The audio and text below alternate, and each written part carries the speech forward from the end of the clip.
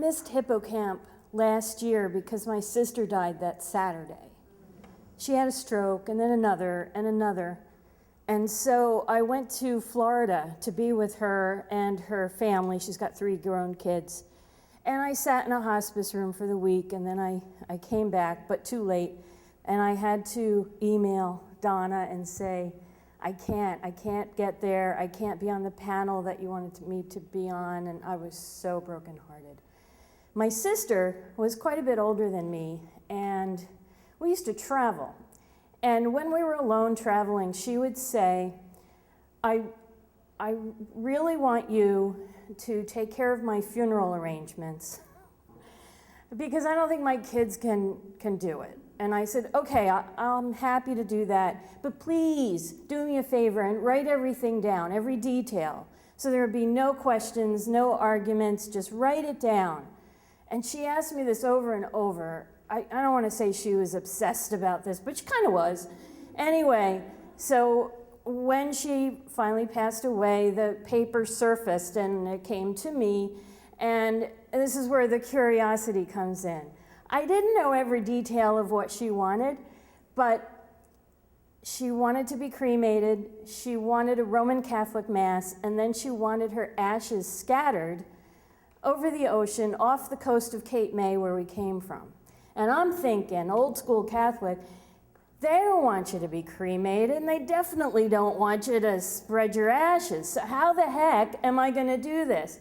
So I called the funeral director in Cape May and I explained. He said, oh, the Catholics are okay with the cremation now. And as for the ash sprinkling, we don't call it that. We call it burial at sea. Use that terminology whenever you talk to the church. So I did. And so what I had to do, he explained, they'll put the ashes, bring the ashes up from Florida, put them in a biodegradable urn. It's made out of sand and gelatin or something, and they wet the rim and then put the lid on, and then it won't pop off at the worst possible time. Anyway, there are 2 fishing boats in Cape May that file special papers with the EPA so that they can let people drop urns into the ocean from their boat. Okay, so I lined one up, and we were all set. There were 2 months in between her death and the memorial service, and here's where I was stuck, and nobody that I talked to knew the answer, and I kept asking people, and I have no idea, but I'm curious. Let me know when you find out. How do you put the urn in? Because I'm pretty sure it's going to come to me to drop that darn urn in the ocean.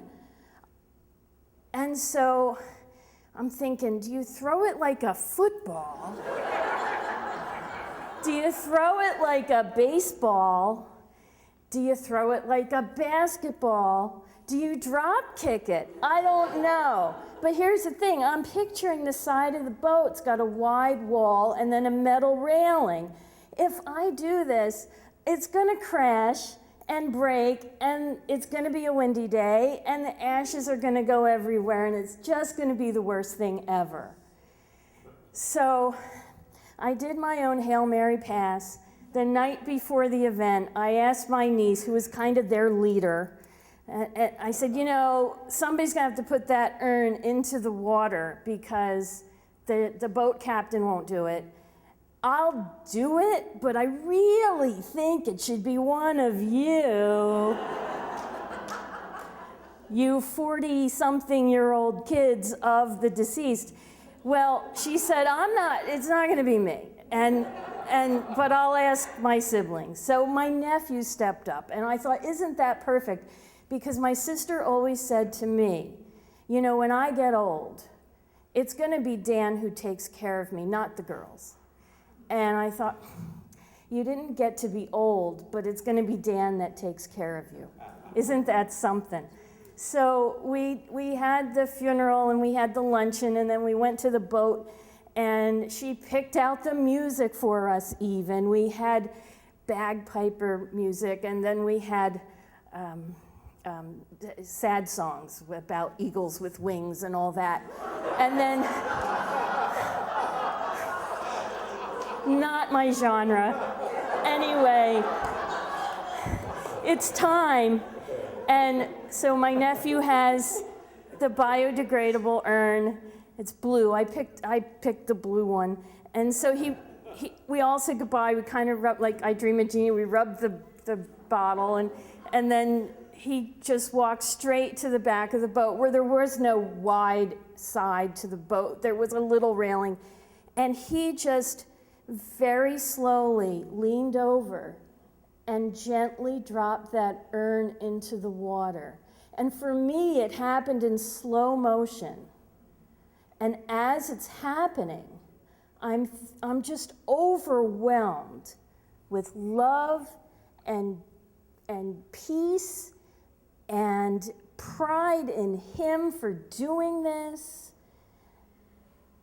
and joy that we were able to give my sister the send-off, exactly the send-off that she wanted.